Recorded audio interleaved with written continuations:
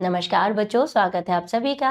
आज हम आपके लिए लेकर आए हैं पाठ्य पुस्तिका का पाठ 4, जिसका शीर्षक है एक दिन का।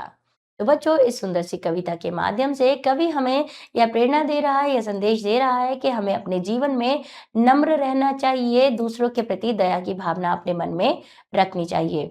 कभी भी किसी भी बात को लेकर घमंड या अहंकार नहीं करना चाहिए, क्योंकि अहंकार एक ऐसे तिनके के समान होता है जिसे एक हल्की सी हवा भी तहस नहस कर देती है। तो आइए जानेंगे और भी विस्तार से अपनी इस कविता के माध्यम से। और इसे पढ़ाने के लिए आ रही हैं हमारी हिंदी की कुशल अध्यापिका। Hello children, good morning. मैं आपकी हिंदी की अध्यापिका और आज हम हिंदी में पाठ 4 शुरू करने जा रहे हैं, जिसका शीर्षक है एक दिन का। तो चलिए शुरू करते हैं। पाठ संख्या 4, एक दिन का, जो एक कविता है। इस कविता के कवि है अयोध्या सिंह उपाध्याय हरिओद। अयोध्या सिंह उपाध्याय हरिओद जी की ये कविता। तो चलिए बच्चों, सबसे पहले चित्र को देखिए, ध्यान दीजिए, चित्र को देखिए। आप देखिए तो बच्चों, इस चित्र से हमें क्या सबक मिलता है, क्या सीख मिलती है, आप विचार करके बताएंगे, स्वयं से विचार करेंगे, चित्रों को देखिए और बताइए। ठीक है बच्चों, चलिए आगे बढ़ते हैं, कविता को शुरू करते हैं, मेरे साथ उच्चारण करेंगे। तो बच्चों देखो, इस कविता में हरिओद जी कहते हैं कि इंसान अपने अपने बलबूते, अपने शोहरत, अपने शरीर को लेकर बहुत घमंड करता है, उसको अभिमान होता है। ठीक है, लेकिन वो इतने से तिनके से परेशान हो जाता है। किस तरह से परेशान होता है, इस कविता में हरिओद जी कहते हैं। पहले कविता का मेरे साथ उच्चारण करेंगे, फिर हम कविता को समझेंगे। मैं घमंडों में भरा ऐंठा हुआ, कवि कहते हैं, हरिओद जी कहते हैं अपने बारे में, मैं घमंडों में भरा ऐंठा हुआ, एक दिन जब था मुंडेरे पे खड़ा, अचानक दूर से उड़ता हुआ एक तिनका आंख में मेरे पड़ा। तो कहते हैं, मैं घमंडों में भरा ऐंठा हुआ, एक दिन जब था मुंडेरे पे खड़ा, अचानक दूर से उड़ता हुआ एक तिनका आंख में मेरी पड़ा। तो यहाँ कवि कहते हैं कि मुझे अपने ऊपर इतना अभिमान, घमंड है, मैं इतनी अकड़ में रहता हूँ। एक दिन मैं छत की मुंडेर पर, छत के किनारे पर खड़ा था, तभी क्या चली एक हवा के साथ तिनका अचानक मेरी आंख में आकर गिर पड़ा। ठीक है, अचानक दूर से उड़ता हुआ तिनका गिरा। फिर क्या होता है, तिनका गिरने के बाद क्या होता है, वो कहते हैं, कवि कहते हैं, हरिओद जी कहते हैं, मैं झिझक उठा हुआ बेचैन सा, मैं झिझक उठा हुआ बेचैन सा, लाल होकर आंख भी दुखने लगी, मूठ देने लोग कपड़े की लगे, ऐंठ बेचारी दबे पाओ भगी। तो कवि कहते हैं, उस इतने से तिनके ने मेरे आंखों में क्या कर दी, बेचैनी उठा दी। मैं झिझकने लगा, परेशान हो गया, बेचैन हो गया, और ऐसे ही मेरी आंख लाल होकर दुखने लगी। लोग आए और कपड़े से उसको साफ करने लगे। फिर मेरी जो अकड़ थी ना, जो मैं अपने ऊपर इतना घमंड करता था, इतना अभिमान, जो मेरी ऐंठन थी, वो दबे पांव चली गई एक तिनके की वजह से। तो यहाँ पर कवि कहते हैं कि मैं किस बात का घमंड कर रहा था कि एक तिनके ने मेरे आंख में आकर मुझे हिला दिया, तो मैं किस बात पर ऐंठ रहा था, घमंड कर रहा था। आगे कवि कहते हैं, जब किसी ढब से निकल तिनका गया, तब समझने यूं मुझे ताने दिए, ऐंठता तू किस लिए इतना रहा, एक तिनका है बहुत तेरे लिए।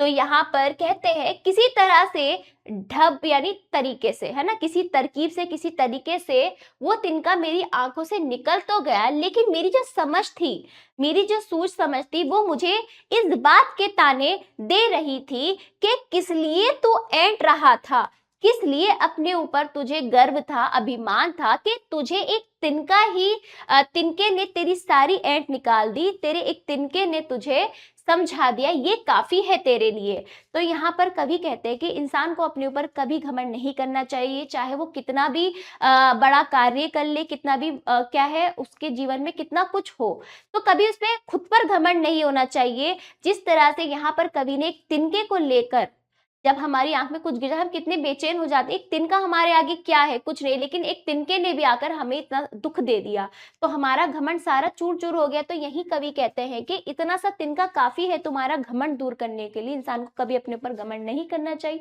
हाँ, बिल्कुल अच्छे कार्य करो, लोगों की भलाई के कार्य करो, पर खुद पर कभी घमंड नहीं करो, घमंड ज़रूर टूटता है। जैसे कि यहाँ पर एक तिनके ने घमंड तोड़ दिया। तो बच्चों ये कविता जो तिनके के ऊपर घमंड को लेकर जो एक उदाहरण दिया है कि इंसान को घमंड नहीं करना है, ये कविता अयोध्या सिंह उपाध्याय हरिओद की कविता है। चलिए, तो इंसान कितना भी बड़ा हो जाए उसमें नम्रता होनी चाहिए, घमंड कभी नहीं होना चाहिए, वरना तो एक हवा के झोंके से उसका घमंड टूट सकता है।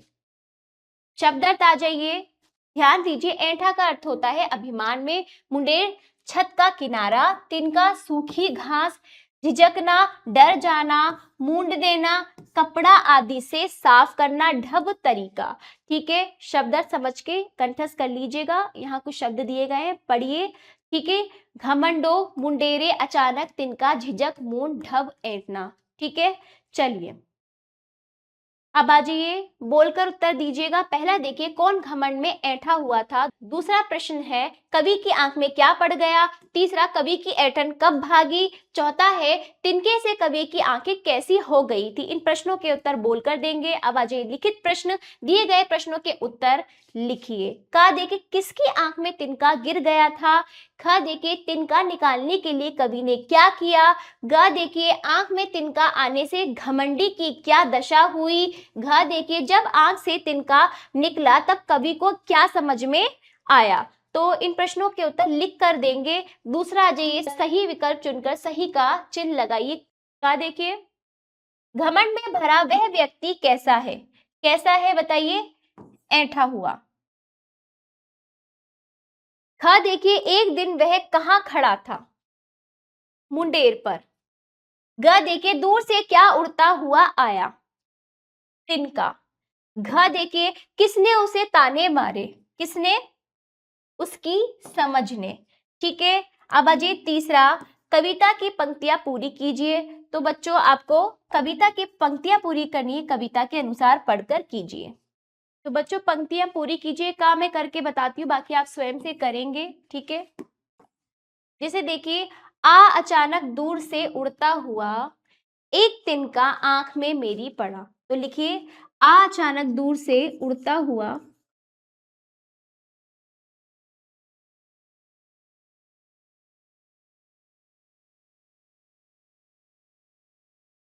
एक तिनका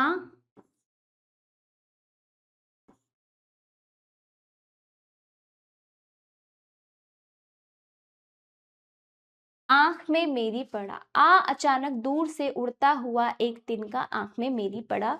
ख ग अब स्वयं से करेंगे। चलिए, चौथा देखिए, दी गई पंक्तियों का आशय स्पष्ट कीजिए। जैसे कि मैंने कविता आपको समझाई है। ठीक है, जैसे कि मैंने आपको देखिए बच्चों, चौथा, दी गई पंक्तियों का आशय स्पष्ट कीजिए। जैसे मैंने कविता आपको समझाई, उसका भावार्थ मैंने समझाया, आप भी कविता के अनुसार इसका भावार्थ लिखेंगे अभ्यास में।